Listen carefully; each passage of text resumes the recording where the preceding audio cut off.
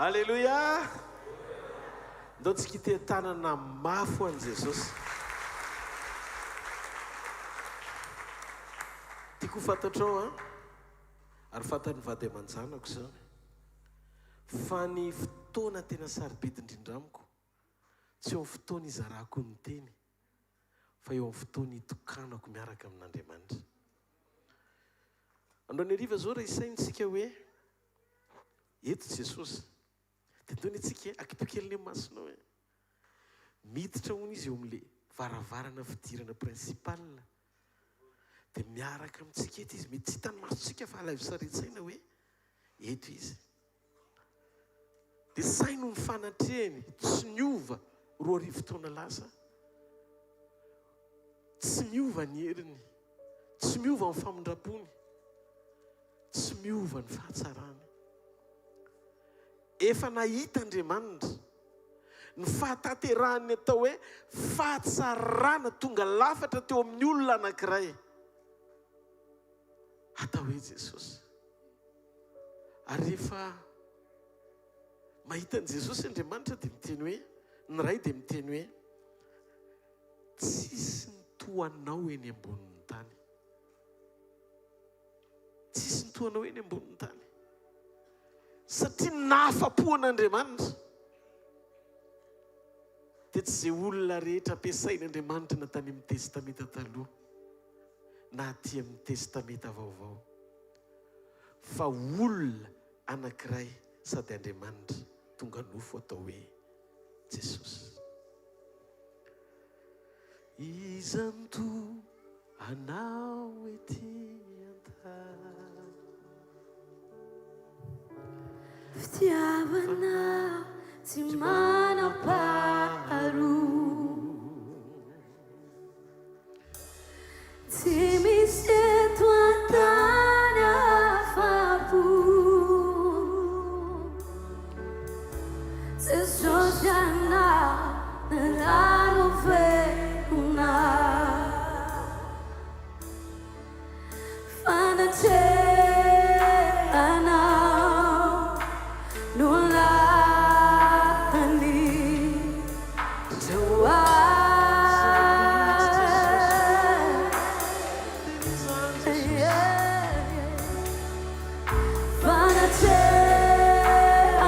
fanateranao no lany teo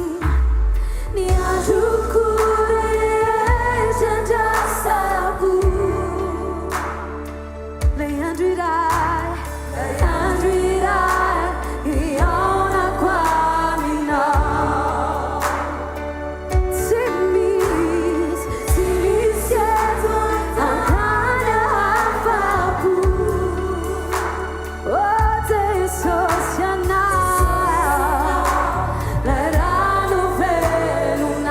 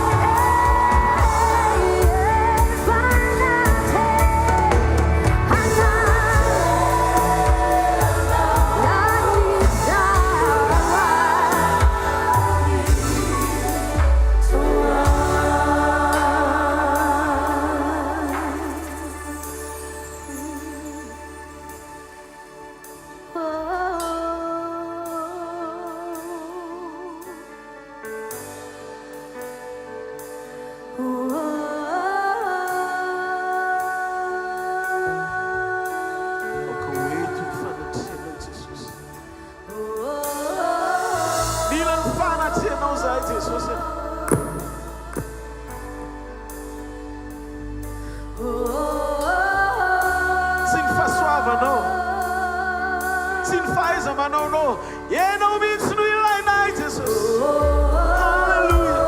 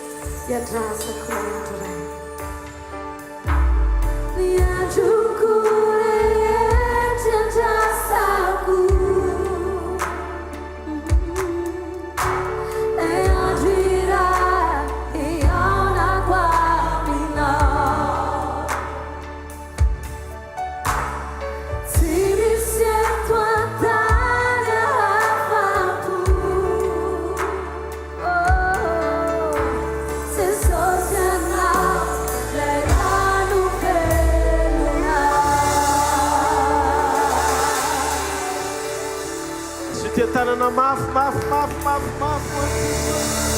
dao tsika iorakoraka ho amin'ny mpanjaka ny mpanjaka Jesosy eo ao anatiny laretirety ka sy ny olona tsirairay avy. Oka Jesosy tsisy olona anankiray tonga teto amin'ity toerana ty nafoy tokantrano, nafoy vola, nafoy fotoana ka ody tovy tamin'izay natongavany teto. Mangataka anao a Jesosy ireo teny rehetra satria nanao an'ity laretirety ty ianao voatry ny teny dia aoka ny teninao toetra betsaka sy anapaka ao anatinay. Mitenena foana Jesosy a, miaino anao zay mianaranao a. Amen dia amen. Mahazo toerana tompo vetivety a. Zavatra anankiroa no zaraiko androany hariva. Zavatra anankiroa. Voalohany a ao anatin'izay zavatra zarain'izay, astuce kely. Astuce kely le izy a, mahakasika ny atao hoe fanampinanao mba hiaina sy sitraka ny fanatrehan'Andriamanitra, manampy anao sy miditra tsehatra eo amin'ny fiainanao.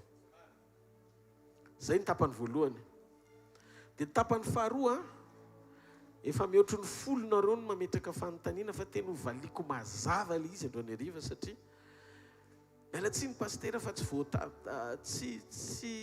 voanontany omaly fa tena tiana ho tsapa mihitsy ny hoe Jesosy ve tena hoe Andriamanitra mitovy amin'Andriamanitra ray mihitsy sa isaky miteny mantsy nareo dia hoe Andriamanitra Jesosy, Andriamanitra Jesosy.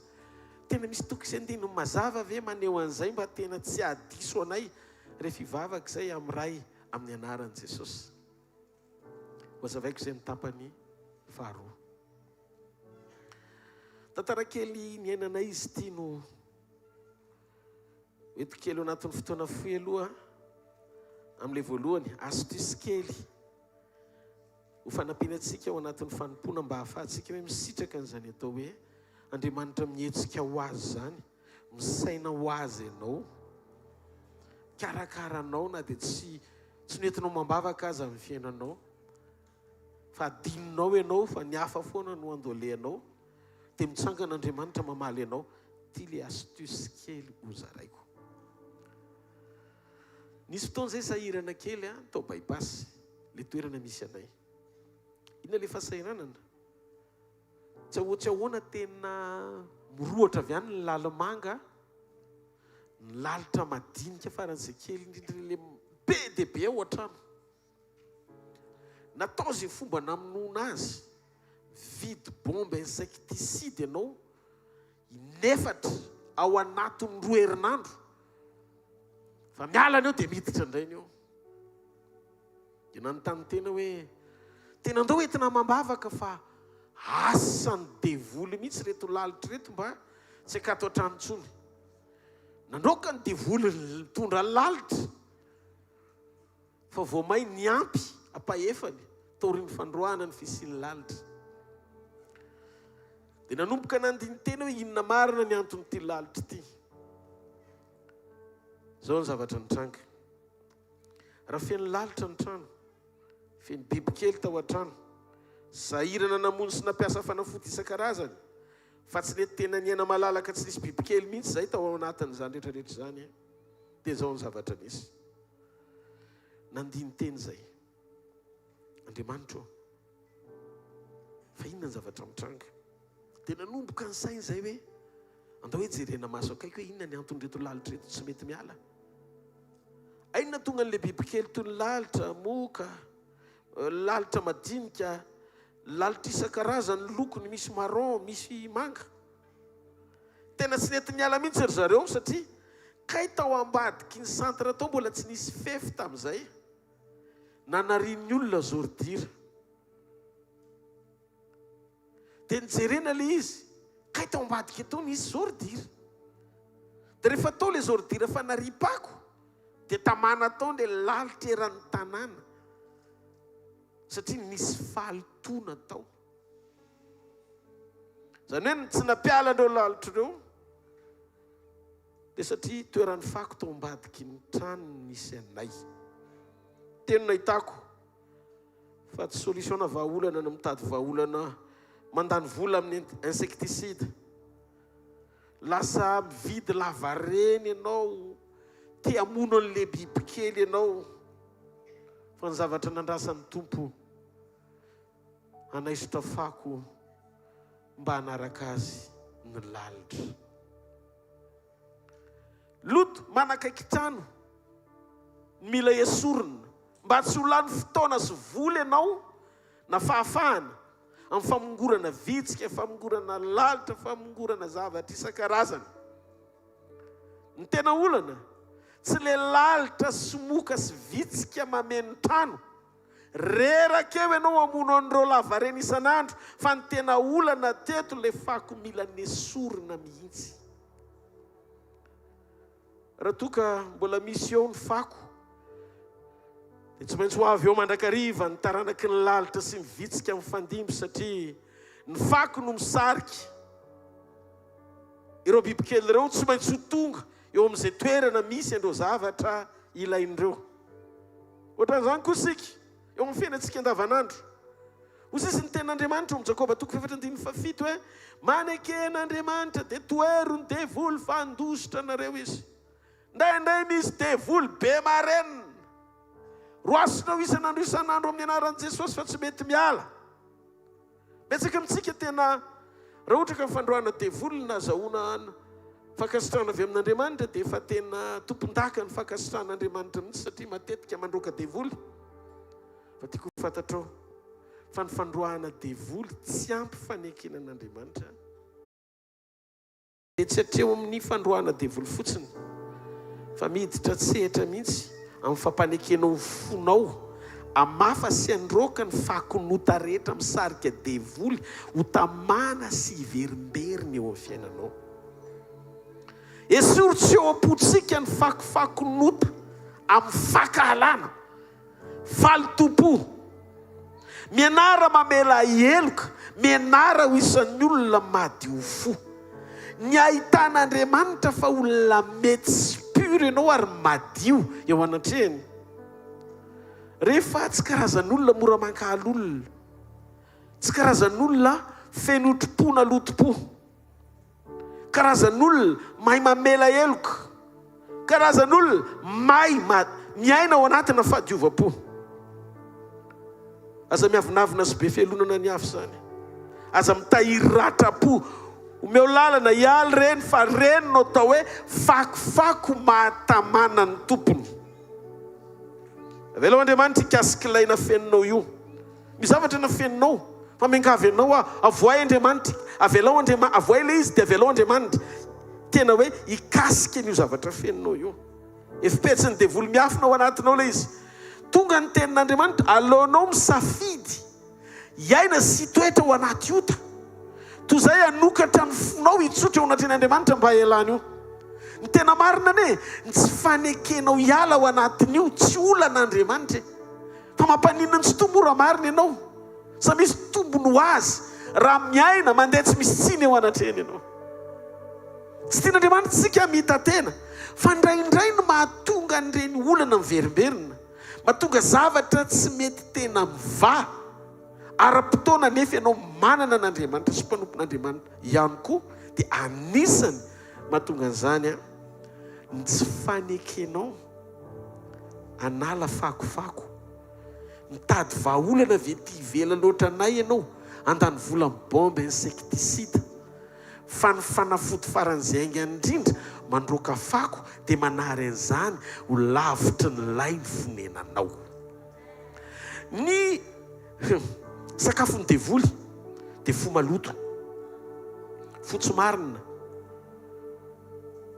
Fa na maloto ny fiantsonany devoly, ary fa na maloto dia tia mitoetra sy tamana ao amin'ny toerana feno loto. Mety efa ely tsika mipivavaka, tsy misy zavatra miova mihitsy. Nahoana? Misy fanao sy fako tsy nesorina mahatamana ny tompony ao. Laha ny andro mandroaka lalitra, mandroaka vitsika, fa tsy manaisotra fako. Solution faran'izay akaiky, Andriamanitra tsy hoe faly mahita antsika mandroaka devoly, fa isika manadio sy manaisotra fako nota no andrasan'Andriamanitra. Indraindray le fiainantsika miaraka amin'ny fako efa mety efa fahazarana. Ohatry ny lasa tsy mety raha tsy misy fako.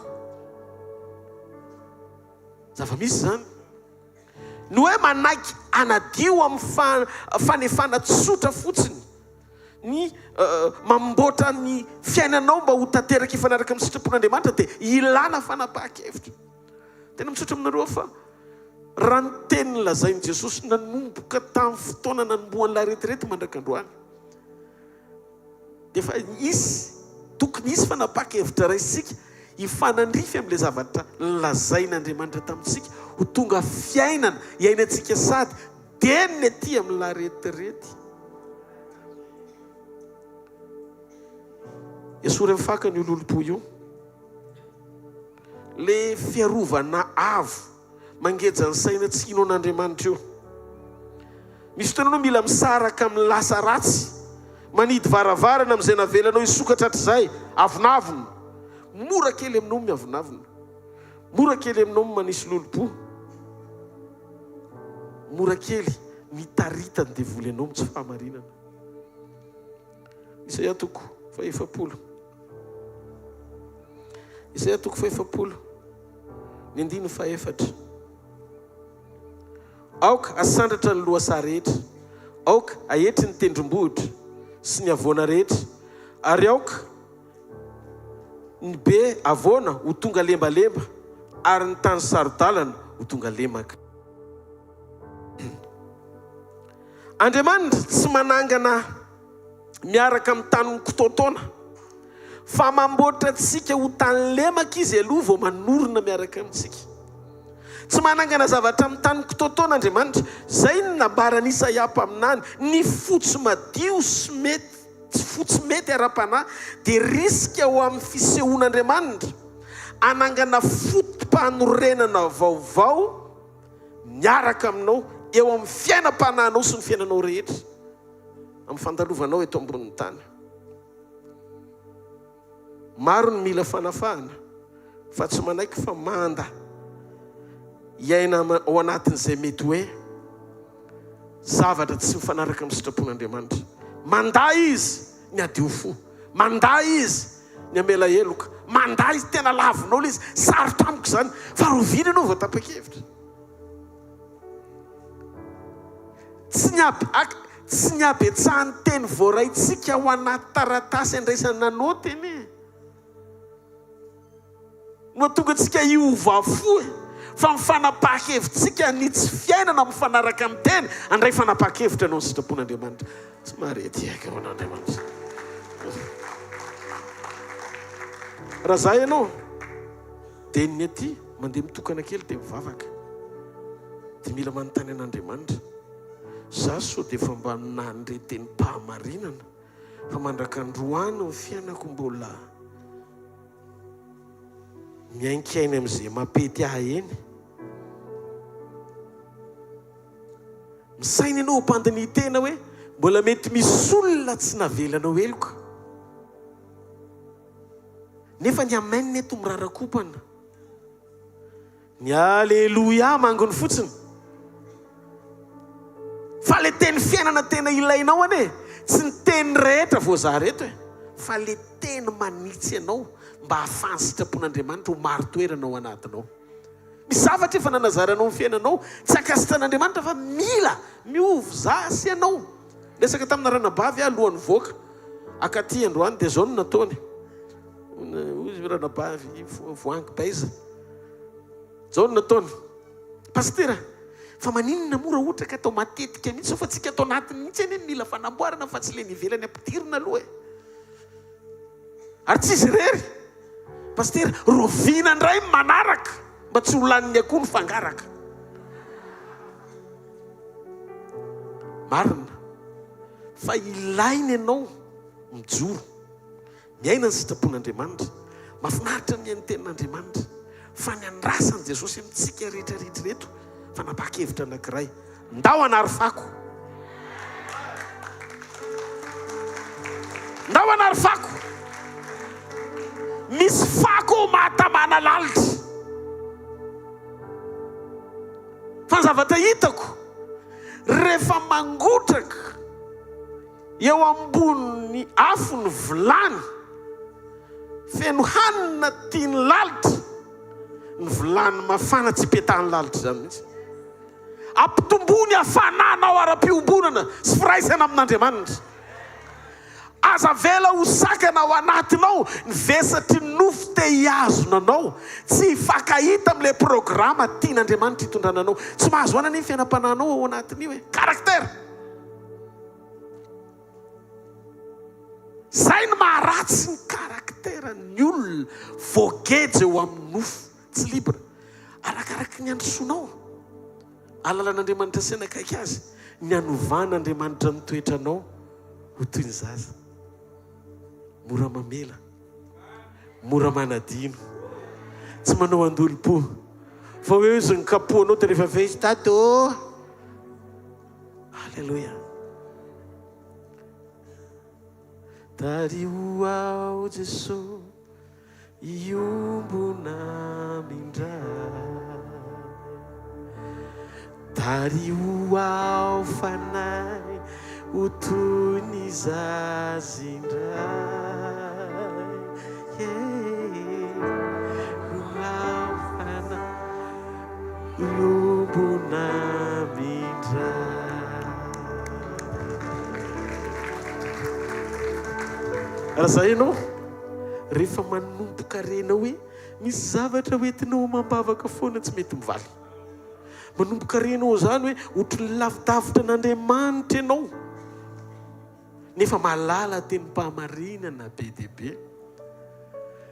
Mandana miditra garage ovay ny planim-bavaka rehetra, adonoy daholo zay nahatery anao nefa nanary anao, mitody amin'ilay miandry anao sady amaly anao. Jesosy no anaratra. Inona ny zavatra hitranga rehefa tonga eo aminy dia teneno izy, diovy atombo reto dolo mifakofako. Mila mifakonao izy. Ny zavatra andrasany aminao tsy fanatitra aloha fa fakofako diovina. Raha andehanao fanatitra eny amin'ny alitara ianao dia zao no lazainy. Raha eo ianao mahatsiaro fa mbola manana alahelo aminao ny raha alanao, misy fakofako zany. Dia andana aloha ataovy izay famelana amin'ny raha alanao voatero ny fanatitra ao. Hitanao nen'Andriamanitra toe-panahy foana jereo ny eo akaikinao. Nen'Andriamanitra toe-panahy foana hoe ataovy ohatr'izao ny tananao toe-panahy aloha voazava-panahy vo ny zavatra rehetra tsy maharetehaka ao an'Andriamanitra. Dia mandehany eo anatreny dia zao teneno aminy meko anao ny fo malotoko diovy momba manontolo. Tompo, tsy afaka nomboka zava-baovao amin'ny fitoerako amin'ny zavatra taloha mihitsy ianao. Ny devoly dia tamana mitoetra amin'ny fo maloto sy feno fahakalana. Fa na maloto ny fiantsoana ny devoly. Efa ho amataonany maro ianao no manompo an'Andriamanitra fa tsy misy zavatra miova mihitsy. Ny antony satria tsy mba nandiny teny ianao hoe nisy teny efa nilazain'Andriamanitra. Tsy tiany mihitsy le izy, le zavatra tiany antsiny io, nefa mbola io ihany ny ainanao. Lasa atao jobily amin'ny fankazarana ao anatin'izany toepo zany ianao. Mavesatra ianao, malotony ao anatinao. Mila esoriny io aloha vao manjary vao mety ny fiainanao. Fa raha tsy esorinao io mandroaka lalitra sy manala loto fotsiny ianao, fa ohatry zany mihitsy ny zavatra mitranga mety hijoro vavolombelona ianao. Gaga pastera, fa ny anay ny lalitra ny eo tsy laniny eo tonga ihany.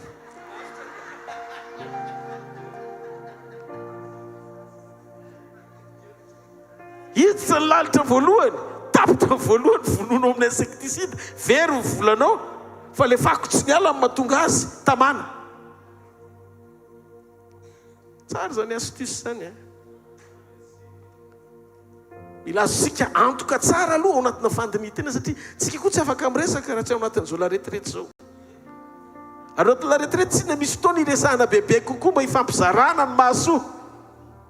Andriamanitra rehefa hiasa izy eo fiainantsika, tsy hoe mandroaka lalitra fotsiny izy fa manadio toerana mihitsy izy aloha. Zay no mahatonga an'Andriamanitra indraindray efa te andeha hiaraka aminao hoe hoetiko manity hoeto miakatra ahita mihoatra ny etoanda ny fanaiko utafakambana minawa. Sany fanaova bobo azy. Rehefa tafakambana amin'Andriamanitra ianao dia hoentiny miakatra. Fa mavesatra ianao raha mitondra fako.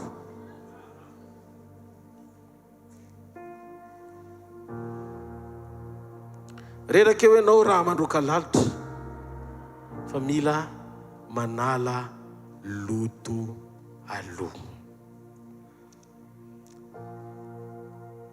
Tsy haiko fa zay ihany nasain'Andriamanitra nitoriako aloha androany zay astuce anankiray zay.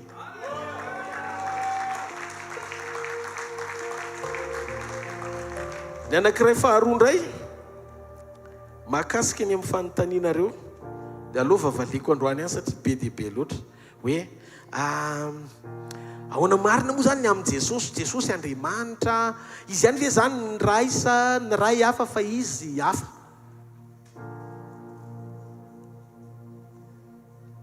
Ohatrinareo Jesosy foana nefa tsy maintsy telo zay iray. Ary tsika ny tena telo zay iray e. Fa izy moa miteny aminao Jesosy foana koa tsika. Amin'ny anaran'i Jesosy.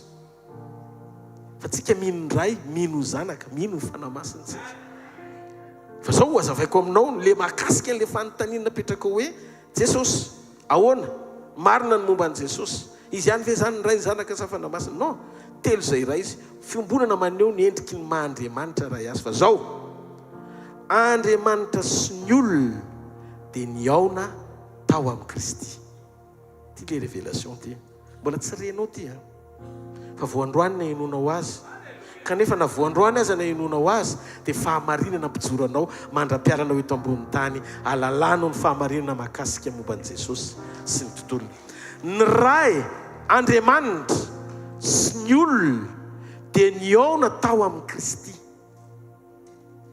Kristy dia toera isehoany famonjena ny olombelona zay endrika Andriamanitra very satria niodina tamin'Andriamanitra. Tamin'ny voalohany ny teny dia Andriamanitra. Ny teny dia tao amin'Andriamanitra tamin'ny voalohany. Ary ny teny iny ny tonga nofo naka ny endriky ny olona nefa Andriamanitra. Tadidinareo ve ny tena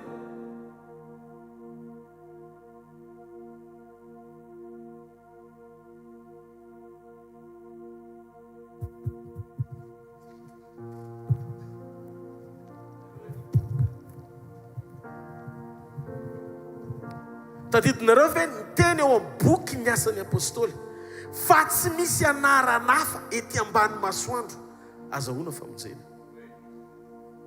Dia vakio Matteo, Marka, Lioka, Jaune fa Jesosy tsy nanonona ny anaran'Andriamanitra mihitsy na nampianatra ny anaran'Andriamanitra tamin'ny mpianany.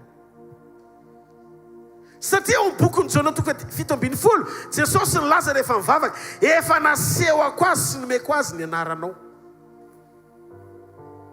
Ny fisehoan'Andriamanitra tany amin'ny testamenta taloha dia titre fa tsy nom. Titre satria samihafa isaky ny altara. Ary ny altara ny sehoan'Andriamanitra tao amin'ny testamenta taloha dia altara manambara. Altara manambara ny anaran'Andriamanitra amin'ny ampahany. Teo amin'ny altara biby sy ranondry no naterin'ny olona tao hoe mpisorona tamin'izany fotoana izany. Zay tandindon'ny Kristy zay ho azy. Zany hoe io altara io zany, altara ny testamenta taloha, nanomezana ny ampahany fisehoan'Andriamanitra mba halalan'ny olona ny toetran'Andriamanitra sy ny karakteran'Andriamanitra ary ny maha-Andriamanitra azy. Rehefa tonga Kristy, tsy altara mafiorina amina titra ny sehoana tany amin'ny testamenta taloha no ilaina, fa ny fahafenon'Andriamanitra tonga nofina seho teo amin'ny olombelona nomena anarana hoe Jesosy Kristy. Noho izany ny anarana nomenanao tsy hoe Jehovah El Shaddai na Jehovah Jireh na Jehovah Shama, averiko tsara le izy, fa ny anarana tokana nomenanao sady mpamonjy nomen'Andriamanitra anao ary tsy misy anarana hafa ety ambany masoandro zay an'Andriamanitra ifandraisanao amin'ny famonjeny afa-tsy amin'ny anarana tokana ihany, Jesosy Kristy avy any Nazareta. Tsy anarana amin'ny ampahany sehoana amin'ny altara efa diso tany aloha, fa anarana amin'ny fahafenona ny sehoan'Andriamanitra tamin'izy tonga nofo. Ahoana misehoan'ilay izy? Andriamanitra sy ny olona dia nihaona tao amin'ny Kristy. Kristy ilay toeram-pionan'ny olona tsy tanteraka amin'Andriamanitra tanteraka. Olona tsy tanteraka ilay nofo naseho, fa Andriamanitra tanteraka ilay nidina hamonjy. Nihaona tao amin'ny Kristy ny fahatanteran'Andriamanitra sy ny tsy fahatanteran'ny olona. Zay no nahatonga an'ilay endrik'olona teo amin'Andriamanitra tao hoe Jesosy tsy maintsy nomboana teo amin'ny hazo fijaliana, mba andresen'ilay Andriamanitra tanteraka teo amin'ny nofo tamin'ny fitsanganan'i Kristy tamin'ny maty, fa efa condamné teo amin'ny hazo fijaliana niaraka tamintsika ny amin'ny tsy fahatanterantsika, mba hisokatra ho antsika amin'ny fahasoavana ny famindram-pon'Andriamanitra afaka iombona amin'ray amin'ny alalany. Zay nahatonga ny Jaona 4:15 hozy Jesosy, zany lalana sy fahamarinana ary fiainana, tsy misy makao amin'ray afa-tsy amin'ny alalako. Andriamanitra tao amin'ny Kristy ary ny olombelona koa ao amin'ny Kristy. Noho izany Andriamanitra sy ny olona dia nihaona sy mifankahita tao amin'ny Kristy. Zay no mahatonga antsika tsy maintsy mandray hery aloha avy amin'ny fanahany voaseho amin'ny endrika mahazanany antsika. Alleluia.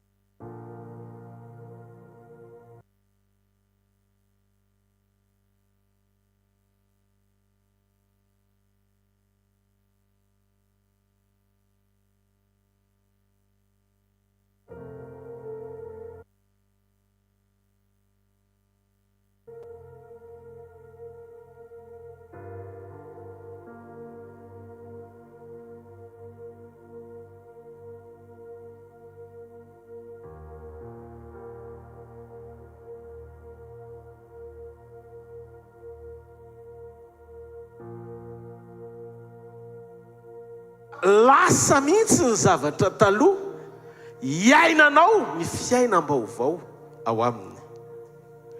Ny ao amin'ny Kristy dia famoronana vaovao fa tsy hoe tota atsaraina.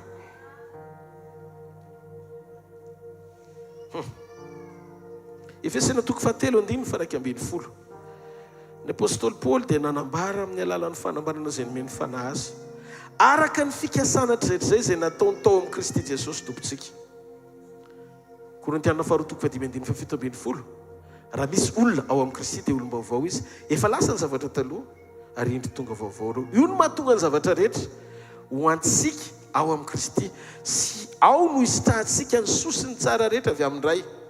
Satria ao amin'ny Kristy le ambohim-piaonana vaovao alalan'ny ray atsika iantsony atsika hoe zanak'Andriamanitra amin'ny alalan'ny Kristy Jesosy izay nisolo atsika sy mahato atsika teo amin'ny otantsika sy ny faratsitsika rehetra. Mba azonao veroka ve fa tao amin'ny Kristy Andriamanitra no nianatra ny natioranao, nateraka indray tao amin'ny Kristy Andriamanitra. Satria naka ny natioranao teo amin'ny nofo izy. Andriamanitra tsy mety reraka izany satria tompony hery izy. Kanefa rehefa tonga nofo izy nety reraka tao amin'ny Jesosy. Andriamanitra tsy mety nono izany. Fa hitantsika hoe nono Jesosy dia nitady aviavy hohanina. Andriamanitra tsy Andriamanitra hoe matory na rendremana, fa tao amin'ny Jesosy natory Jesosy. Andriamanitra tsy mety maty izany fa rehefa tonga nofo izy dia nety maty. Raha tsy tonga nofo Andriamanitra na sao tao amin'ny Kristy dia tsy voavonjy ianao. Izy naka ny natioranao mba ahafahany manovo anao ho araka ny natiorany amin'ilay endriky ny famoronana vaovao, olom-baovao ao amin'ny Kristy. Tsy marety eka aman'Andriamanitra. Izy nomboana teo amin'ny nofo teo amin'ny toerantsika, ary tsika koa mila tonga saina iaina n'ilay fiainam-baovao noraisitsika taminy. Mila manomboka tsika nofo sy ny faniritsika rehetra eo amin'ny azo fijaliana. Zay mahatonga Galatiana 5:4. Zay any Kristy Jesosy dia manombo nofo ny faniriny sy ny filany aizy teo amin'ny azo fijaliana. Galatiana 2:2. Io le hoe iray amin'Andriamanitra sika. Ary ankehitriny izy Paoly izay nivelomako teo amin'ny nofo fahiny dia velomako ny fitiavana ny zanak'Andriamanitra izay tiaka efa nanolotra ny ainy fona ny zanak'Andriamanitra izay tia nanolotra ny ainy hamonjy ahy. Voaomby miaraka amin'ny Kristy teo amin'ny azo fijaliana. Ary tsy zatsy izy Paoly ho velona fa Kristy velona atao anatiko. Kristy mampiampita ny natioran'ny nofo nandresy taorian'ny fitsanganany tamin'ny maty ho lay famoronana antsika vaovao. Averiko Kristy no manina mba handresy teo amin'ny nofo mba ahafahany mampita ny natiorany eo amin'ity nofontsika ity rehefa nandresy taorian'ny fitsanganany tamin'ny maty izy ho lay famoronana antsika vaovao. Ianao zany rehefa fitsangana maty dia le nofo Jesosy nandresy taorian'ny fitsanganany no nofo itafianao zay mahafofombadiny ianao. Rehefa iverina izy ka hitanao dia hiteny izy hoe nofo avy amin'ny nofoko ity, ara avy amin'ny rako ity. Hitafitsika ny natiorany. Io natiora tsy mety lo io dia mitranga ao anatsika amin'ny tontolo ara-panalo vao miseho manifeste ety iverany amin'ny fotoana iverenany. Zany hoe ny tena marina dia ny eto an-tanitsika dia mitafy azy aman-toetra. Hitafio Jesosy Kristy. Romana 3:10-14. Ahoana ny hitafiko an Jesosy Kristy? Aza miany nofo atateraka ny filana. Zay ny valiny. Ary Korintiana 1:5-10. Ny Korintiana 1:5-10 manomboka amin'ny 7-50 ka hatramin'ny 4-50. Zao ny voasoratra ao. Jereo tsara. Fa ity mety loha ity tsy maintsy hitafiny tsy fahalovana. Ino no tsy fahalovana omen'Andriamanitra io?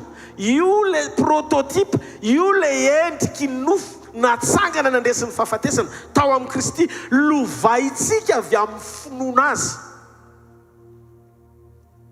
Ary ity mety maty ity tsy maintsy hitafiny tsy fahafatesana. Ity nofo ity indray rehefa miala dia tonga dia soloany Jesosy fotsiny le nofo efa nandresy ny fahafatesana. Fa rehefa mitafiny tsy fahalovana ity mety loha ity ary mitafiny tsy fahafatesana ity mety maty ity, dia ho tanteraka ny teny voasoratra hoe ny fahafatesana ny resena ka levona. Zao zany a mbola tsy levona ny fahafatesana, fa rehefa tonga ny fotoana maneno ny trompetra ho vanty mety loha ity tafony tsy fahalovana, zay vao resy ny fahafatesana ka levona. Sika dia natao hitafy ny Kristy ao anaty vao aseho ivelany, rehefa nandresy tao anatsika le fiainam-baovao. Romanina 9:7-10. Fa raha zanaka isika dia mpandovan'Andriamanitra, mpiray lova amin'ny Kristy koa. Raha miara-miary taminy tsika, zay le fiaretana. Ao ambadiky ny fiaretana fakapanahy, fiaretana tsy fahamarinana, fiaretana andreo karazam-paratsiana misy eto ambonin'ny tany, iarahantsika amin'i Jesosy no ahafahantsika, zay le toriteny omaly, misitraka le dingany voninahitra iona aminy sy hovainy anakazy amin'ny fotoana iverenany. Satria manomboka androany le fanovanatsika ao anaty anakazy eo amin'ny toe-panahy nananany ao amin'ny Kristy. Tsy marety ao an'Andriamanitra. Tsika mila manaiky fa Jesosy Kristy dia Andriamanitra zato isan-jato. Naseho olombelona zato isan-jato koa. Matetika tsika manontany, fa Jesosy ve Andriamanitra sa zanak'Andriamanitra? Raha Andriamanitra Jesosy Kristy nahoana izy no mivavaka amin'ny ray izay ny an-danitra. Raha Andriamanitra ny ray sy Andriamanitra ny zanaka, mino Andriamanitra double ve zany? Eto mihitsy mola izy hitako eto le fanontaniana. Fanontaniana mipetraka mahaverevitr' maro, fa ity ny valiny mba tonga anao tsy ho voahelingelina tsony ny finoanao, fa ho tafajoro tsara sy ho tafatoeta tsara ao amin'ny programan'Andriamanitra. Baiboly dia milaza fa tokan'Andriamanitra. Deutéronomie, Alleluia. Deutéronomie 4:4. Inona ny tena? Menoro Israely Jehovah Andriamanitra dia Jehovah iray ihany. Ary tiavan'i Jehovah Andriamanitra ho fonao rehetra sy ny fananao rehetra ary miherinao rehetra. Jehovah iray ihany. Ny testamenta taloha dia mametraka fa tsy misy ny hoe zanak'Andriamanitra dia Andriamanitra zany, fa tokana ihany Andriamanitra ilay namorona an'izao rehetra izao, nanome ny lalàna sy nitarika ny zanak'Israely. Zay ny testamenta taloha. Ao amin'ny testamenta vaovao tamin'ny voalohany ny teny tao amin'Andriamanitra, ary ny teny dia Andriamanitra, ary ny teny dia tonga nofo hamonjy ny olona tao hoe Jesosy ny anarany, niara-nonona tamintsika, ary zay nandray azy dia nomeny hery ho tonga zanak'Andriamanitra zay mino ny anarany. Jesosy sy Andriamanitra faharoa akory eo anilan'ny ray, fa Andriamanitra tenany izy nidina teo amin'ny tantara-piainan'olombelona hamonjy ny olona. Raha ihany Andriamanitra dia Andriamanitra ray ny Jesosy Kristy, sy Jesosy Kristy tonga nofo hamonjy antsika ihany koa, ary ny fanahin'Andriamanitra. Raha ihany reo fa tsy misy hoe roa na telo. Telo zay iray ny fiantsoana azy. Unité tsy nani? Unité, les révélations miafina ambadika izy. Ao amin'ny testamenta taloha dia izy ny lay Andriamanitra tsy hita maso fa fanahy. Fa ao amin'ny testamenta vaovao dia tonga hita maso tao amin'ny Jesosy izy. Jona 1:9-10 hozy izy Filipo, asehoenay rangahy ndray dia ampo anay zay teo Jesosy. Zay efa ela zay niterako teto aminao ry Filipo, dia mbola tsy fantatrao ihany ve zany ao amin'ny ray ary ny ray ato amiko, ahoana koa ary zany. Fa zao ny fanazavan'i Jesosy. Ameo viva kely any inona ny hitanareo? Rano ty eto zao izy rano ohatry ny fluide, tena hoe rano. Rano ihany no resako eto fa rehefa ampidirinao ao anaty frizidera izy dia lasa glasy fa rano ihany.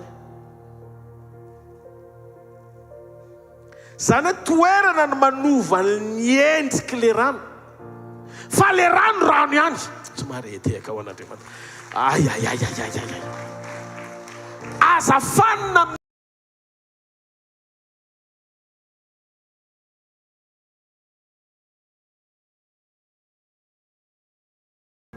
zavatra tsy azonao, zavatra tsy azonao. Ndaso kely, ndaso. Misy taona io rano ihany miseho amin'ny endrika neige. forme izy amin'ny endriky tamaso fa ny formule de base chimique tsy miova fa rano ihany io satria H2O ny formule an'io chimiquement parlant. Atsakany an-tana zay miaina. Andriamanitra rehefa tao an-danitra dia Andriamanitra ray ny Jesosy Kristy. Fa rehefa tonga nofinidina naka ny endriky ny olona izy dia Andriamanitra naseho teo amin'ny nofo. Ary rehefa niakatra Jesosy dia nidy nofo anao anatinao izy, mbola Andriamanitra tao amin'ny Jesosy ihany. Fa rehefa tonga ianao hivavaka sendra tafanonona an Jesosy, Jesosy mihitsy nefa ny teny raha dia hoe tena misy fampianarana zao mamoy mihitsy tsy azo atao no mivavaka amin'ny Jesosy. Fa Jesosy tsy Andriamanitra, diso ianao. Azo atao no mivavaka amin'ny Jesosy. Jesosy rera nefa. Izy mihitsy ny laza raha mangataka zavatra amiko amin'ny anarako ianareo. Dia maninona ozy izy? Ataoko izany. Tsy miova maha izy azy ny rano, na lasa neige izy, na miseho ho glasy izy, na miseho ho rano tsotra izy ohatran'ilay tao anaty kristalina sotrointsika ireny. Tahaka izany koa Andriamanitra. Andriamanitra izy tsy hita maso noho ny fitiavany dia naka ny endriky ny olona izy hita maso. Dia nomena anarana izy atao hoe Jesosy. Tahaka ny rano mety maka ny endriky neige, glace, fluide, vapeur. Fa rano ihany.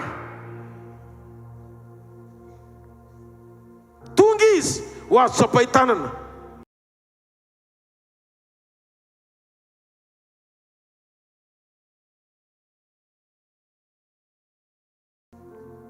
Rehefa mivavaka amin'ray Jesosy dia ny natoran'olombelona mampifandray ny natoran'Andriamanitra aminy. Satria rehefa naka ny endriky nofo izy dia naka ny toeranao, noho izany tsy maintsy nosorana izy mba hatratra midingan'Andriamanitra eo amin'ny nofo reraka, satria ilay nofo reraka ny nalainy. Nanetry tena be izy naka ny endriky ny nofo. Satria tsy natorany mihitsy izy fa manomboka mifankazatra teo amin'ilay natiora nisy anao amonjeny anao izy. Tsy afaka koa izy apita fampianarana aminao raha tsy maka ny endrika eo, satria le nirahanareo tamin'ny voalohany namorona anao efa nilavinao. Io zany tsy maintsy mirécupérer anao any amin'ilay natora diso nofidianao izy mba hamerenanao amin'ilay tena vraie nature tiany ahitananao tahaka ny endrika amin'ny alalan'i Jesosy. Tsy mahareteka ao an'Andriamanitra. Zay no mahatonga ny Filipiana toko 4:5 ka 5 Paul natakatra ao koa aminareo zao sainy zao zay atao amin'i Jesosy Kristy ihany koa. Fa na dia nanana ny endrika Andriamanitra azy izy, tsy nifikiriny mafy ny fitoviana tamin'Andriamanitra, fa nanetry tena olona izy ka naneo ny tenany teo amin'ny endriky ny nofo mety maty. Alleluia. Rehefa teny Jesosy hoe iray ihany izy sy ny ray ao amin'ny Jona toko 4 ny 9:17 dia miteny Jesosy hoe Andriamanitra iray ihany izy sy ny ray. Andriamanitra Jesosy.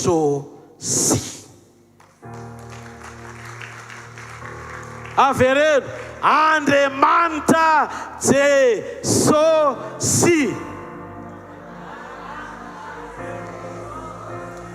Mino aho fa tsisy antanitany aty tsony. Mazava tsara ve le izy? Atao ohatrany tanareo raha mazava tsara ny nanazava ny fanamasina anazy.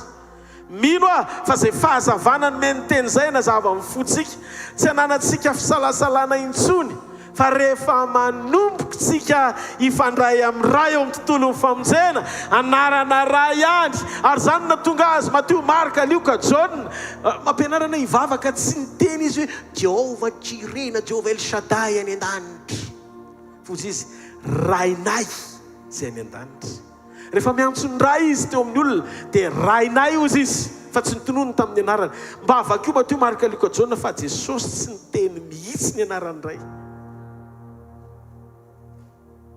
Satria izy le anarana ientsona sy amaliana amin'ny famonjena ny olombelona eo anatrehany ray. Noho izany marina fa manapahalalana sika hoe zao ny anaran'Andriamanitra, reo anaran'Andriamanitra vonona El Elohim, Jehova Shitkenu, El Rafa, tena mafinaritra be mihitsy mihainao zany, El Rafa, El Shaddai, El Elohim Adonai. Fa izy namianao zany anaran'izany, teneniny Jeromasy, izy namianao zany anaran'izany. Fanatitrondry eny hoe fanatitrondry. Nisehon'Andriamanitra tamin'ny olona izay nomeny an'izany hoe rehefa tonga ny tanteraka tsisy sombotsombony intsony. Ianao vonjena tsy tamin'ny alalan'ny Elohim fa tamin'ny alalan'i Jesosy Kristy avy any Nazarety. Feno sy complet ny fisehon'Andriamanitra tao amin'i Jesosy. Efa vita amin'ny famonjena, miorena eo amin'izay dingana isehon'Andriamanitra. Ty resaka ty tsy resaka hoe fampianarana vaovao dia ahoana indray moa zany pasteur, anareo moa zany dia lany fotoana mihitsy manontany dia moa zany pasteur fa ianao zany no nisehon'Andriamanitra tamin'izany dia raha misy olona kafa koa nisehony tamin'ny zavatra hafa dia ahoana nefa mety hifanohana. Raha tena fanan'Andriamanitra mampiaikina ao anatin'ny olona amin'ny fahamarinana. Eto tsy hoe Rodolphe fa nazo an'izany fa nataon'ny olona rehetra zany. Matotoriny zany misy ifandraisany amin'ny famonjena zany. Mila mananantoko tsika fa raha iahala eto tsisy lalana hafa makao amin'ny ray fa amin'ny anarana anankiray ihany ny famonjena ny olombelona ifandraisany amin'ny ray Jesosy Kristy avy any Nazarety.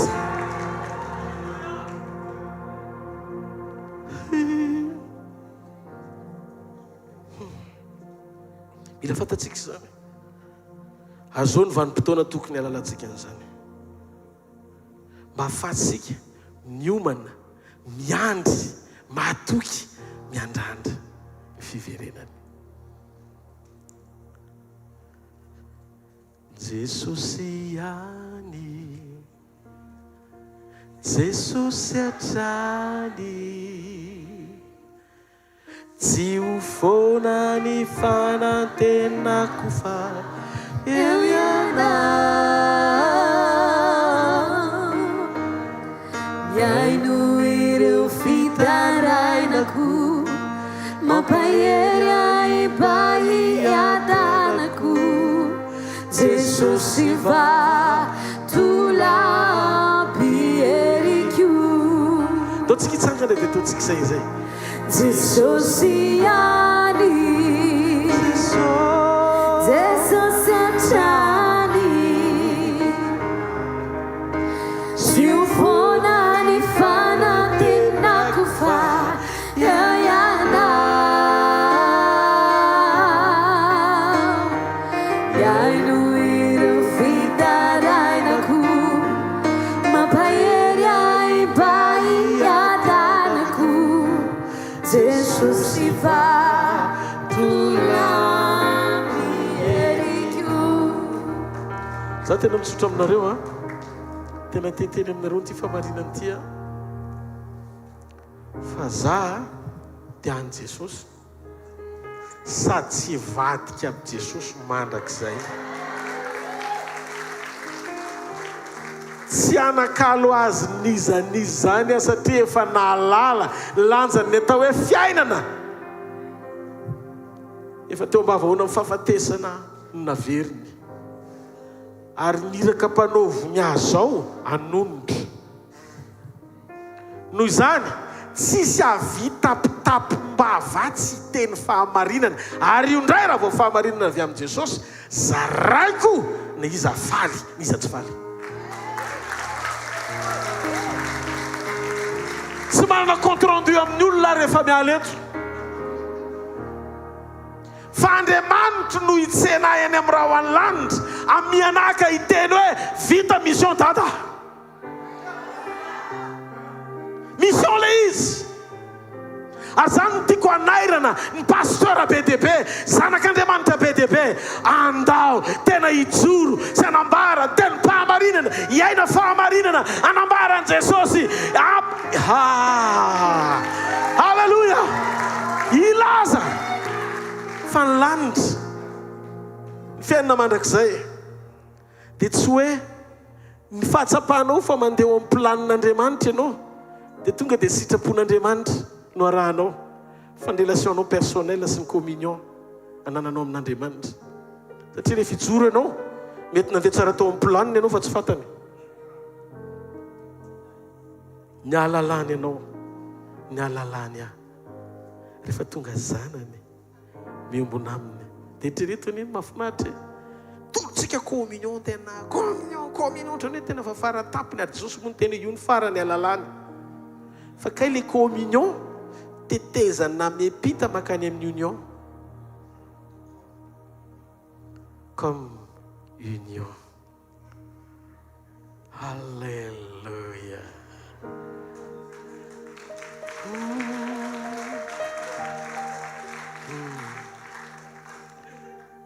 Masotoerana kely vetivety any. Mbola misy fotoana kely sika satria amin'ny 10 any tokony miala eto. Efa tapotra aloha zay ny teny. Izy aloha nahazo tsara teo amin'ilay anankiroa tena renao mihitsy hoe azonao le astuce aloha. Dia zao raha vao azonao zay astuce zay dia manino tsika aloha? Mandroaka fako tsika. Ataovy ny asan'ny commune. Ny communion midika fa ianao mpiasan'ny commune. Amen. Est-ce que sourd daholo mandiny teny ianao dia tonga dia eritreretinao inona moa le tsy nety iny Andriamanitra tonga dia lana. Misy zavatra mavesabesatra tsy mampahazo ainanao. Ohatry ny teny tamiko Andriamanitra tany amin'ny laretirety hoe mila mamela heloka hony a. Nefa ianao 20 taona nanompo an'Andriamanitra efa adiniky iny efa navelako iny. Nefa ny ao anatinao misy fotoana mbola mahatsiaro maratra ihany. Votsory re in'olona iny. Amin'io ianao efa nanaraka fotoana foana na tany Antananarivo na ao anaty radio. Le teny tonga foana fa misy zavatra tonga sendra mbola miainanao anaty fahazarana. Fantatro fa tsy alalan'Andriamanitra ianao nefa mbola ataonao. Mameteza re. Meteza. Ho isan'izay sensible andray famarinana avy amin'ny teny. Iaina fiovampo. Mavesatra io a. Miala fahazarana eny tsy mora. Za konkoa ny mbo ohatr'izany. Nanana ny fahazara koa. Fa rehefa mivangin'Andriamanitra hoe tsy mety io le roa. Dia hoy izy rehefa avy eo ohatrany tsy teo tsika. Fona tompo. Amen. Miala satria nahoana ianao ny manana tanjona mihoatra no ty hita maso ty iarahanao amin'Andriamanitra. Fa sao dia tsy mitovy ary aloha ny tanjontsika mahatonga anao mbola mijanona eo. Eona amin'i Jesosy. Ho ampiakariny Jesosy. Hitafiny tsy fahalovana. Ty tsy namanao zany ty fa zay ampriatiny ty ihany no mijanona eto. Alléluia. Mangataka fiakofana anankiroa andro any arivo. Fiakofana mba mitole izy dia ametraka tsodranoray ty tapany arivo ty. Fa tsy ho ela ndraintsika dia eo ao anatin'ny école de ministère. École de ministère sy recyclage pastoraly rariva ihany. Ary mbola misy koa mahakasika momba ny addiction. Hoe ahoana ny fieveran'ny olona ny mahakasika ny atao hoe addiction eo amin'ny fiainana maha-kristianina antsika. Anisan'ny lohahevitra mahafinaritra ny tsongaina manokana satria betsaka be koa ny olona mbola ao amin'ny Kristy fa mbola voageja ao anatin'ny addiction. Anampy anao be dia be io raha arivo io dia ataovy azo antoka fa tanteraka izany. Miakatra kely ny korala mba asiana fiakofana kely anankiroa.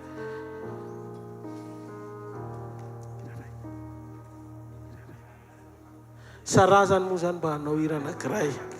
Ndao ity tanana ao an'Andriamanitra. Miakatra Sara mba mihira. Alléluia. Manao an'ny Yeshua.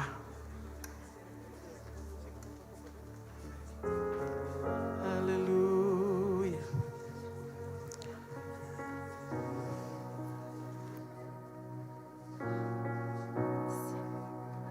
Misy mpanjaka hono zany ny ataony. Ndao ary miakatra tsika. Ndao ity tanana mafy be ho an'ny Tompo. Alléluia. Jesosy ny niaraka tamintsika teto foana. Izy aloha ny tena mino hoe ny fivorintsika nanomboka hatramin'ny voalohany mandraka androany dia teo foana izy. dia nareo tsy mahita azy hoe mitsikitsiky zany izy rehefa tena le teny any am-poniny zaraina. Amen. dia andaontsika teny falo amin'ny mpanjaka antsika satria ho voninahiny ho azy rery ny zavatra iny izay nataontsika teto eo am-pitsanganana mamangataka aminao a iaraka tsika ekohaka kely ao anatin'ny fotoana foy ira romonjy irana amin'ny koralina sy ny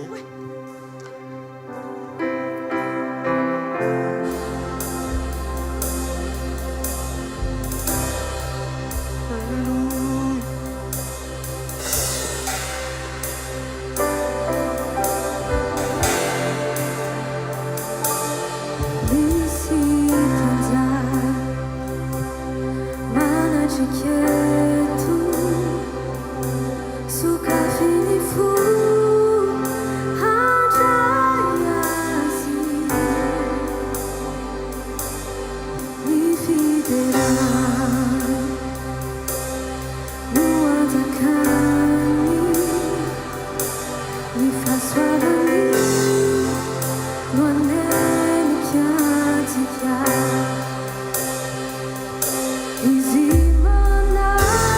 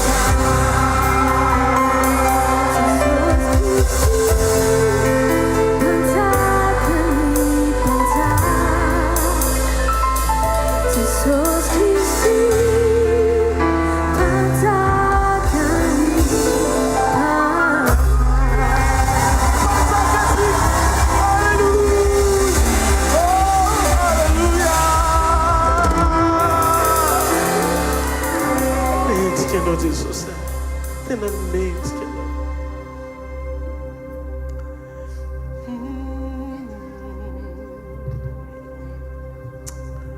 mamy anao Jesosy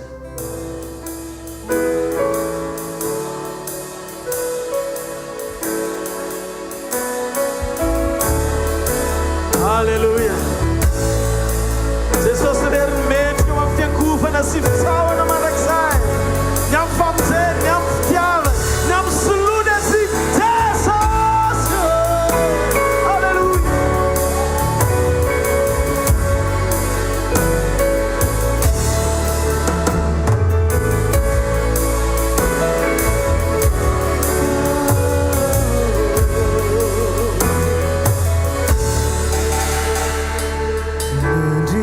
Ni fiderana ianao tumpo citu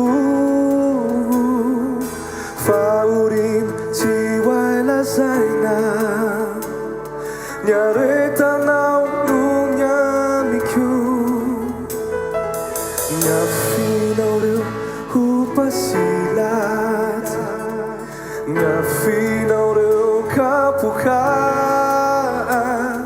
Ratukurizao no voyait le coufat ya non dai no voa fatica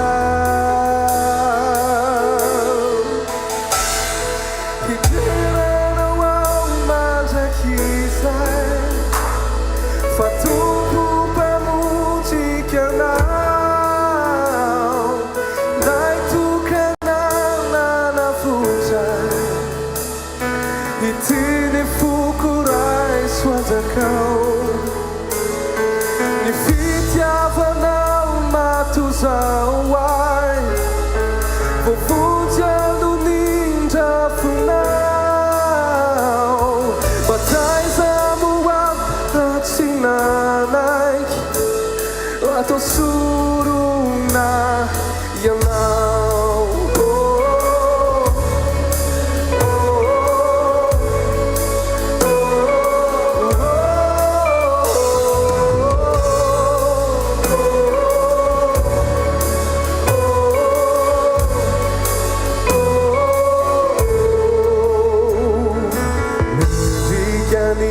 Fiderana Ianao lai tumpo citu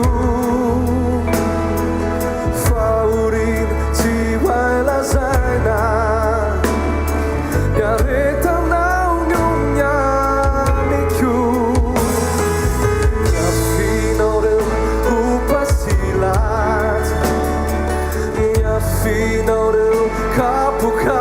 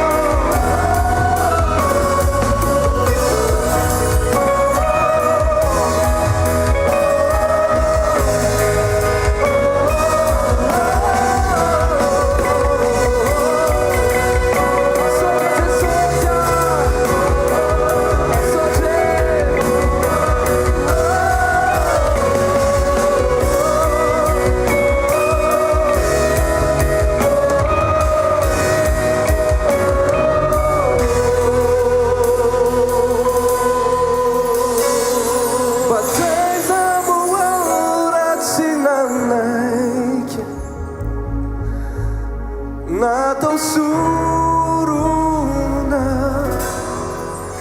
ianao. Alleluia.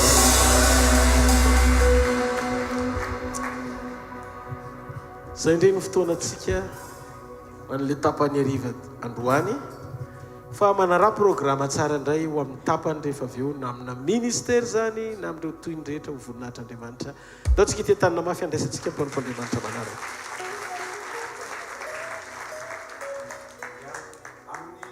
Dimitsika manao ny école de ministère eto dia afaka misofla kely vetivety ianao afaka tonga dia mijanona koa to dia mivavaka fa za mahita hoe